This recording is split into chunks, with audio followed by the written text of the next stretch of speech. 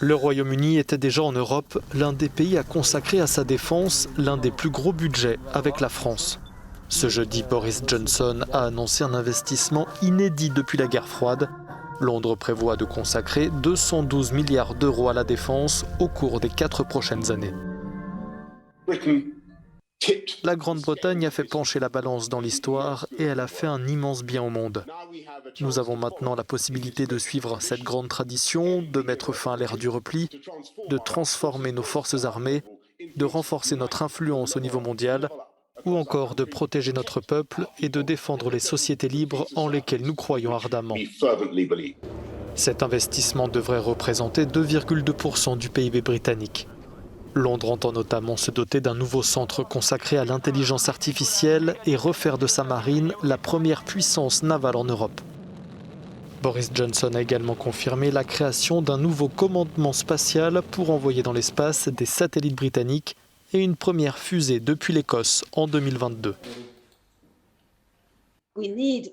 Nous avons besoin que les forces armées soient capables non seulement d'identifier rapidement l'auteur des faits et l'État commanditaire, mais aussi de riposter. Et sur ce point-là, les États-Unis ont développé de très bonnes capacités. Le Royaume-Uni veut clairement être aussi bon que les Américains, ou presque. Même les opposants politiques de Boris Johnson au sein du Parti travailliste soutiennent l'investissement attendu depuis longtemps.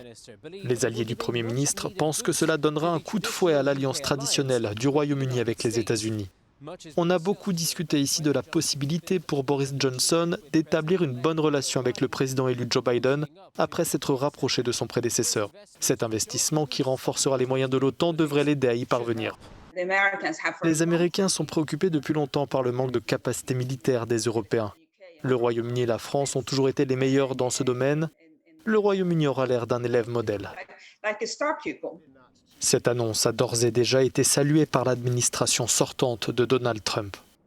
Du côté de l'opposition travailliste, si cette dernière a bien approuvé l'augmentation des dépenses, elle a néanmoins dénoncé l'absence de stratégie et de clarté, notamment sur leur financement.